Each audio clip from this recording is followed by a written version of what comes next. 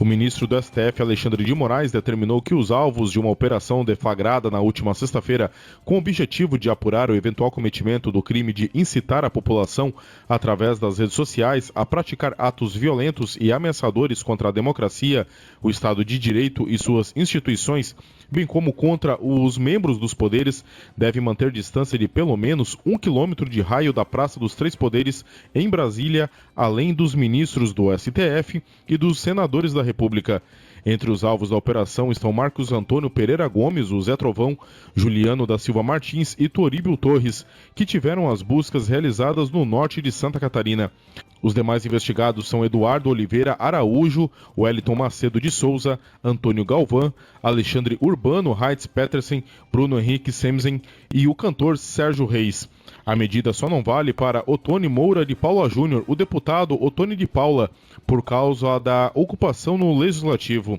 De acordo com a decisão de Moraes, a restrição acontece para evitar a prática de infrações penais e preservação da integridade física e psicológica dos ministros, senadores, servidores ali lotados, bem como do público em geral que diariamente frequenta e transita nas imediações.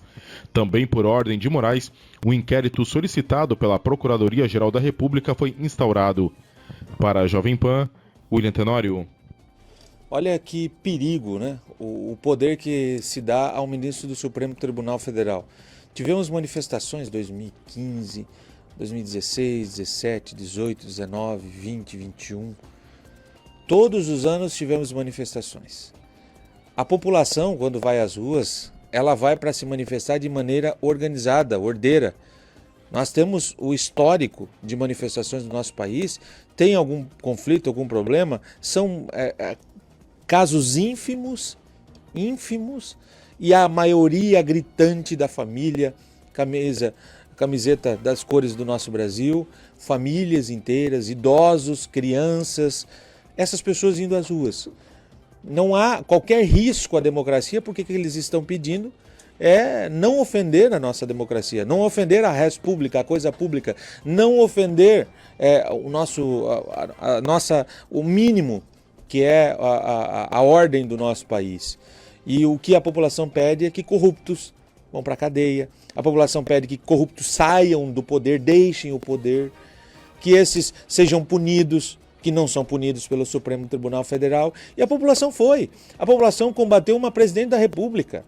A população combateu políticos.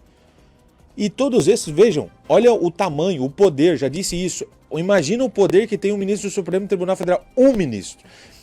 A população vai às ruas, se manifesta contra um presidente da República e nada acontece contra essas pessoas. E pelo contrário, o poder popular demonstra que conseguem, inclusive, o impeachment de uma presidente da República.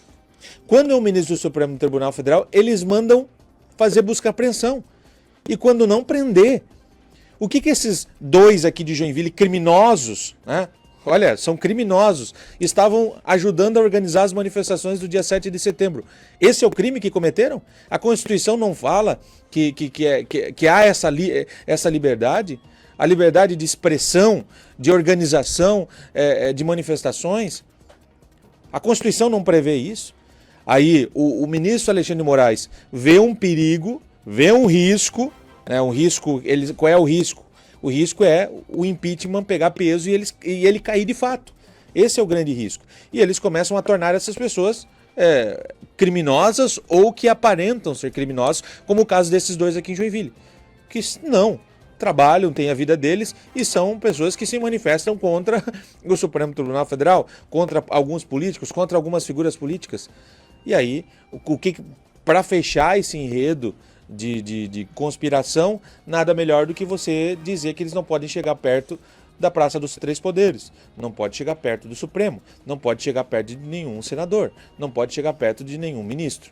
Aí a conspiração está feita, o desenho está feito, e para aqueles que louvam os atos antidemocráticos e inconstitucionais do ministro do Supremo Tribunal Federal, fechou todo o enredo de conspiração.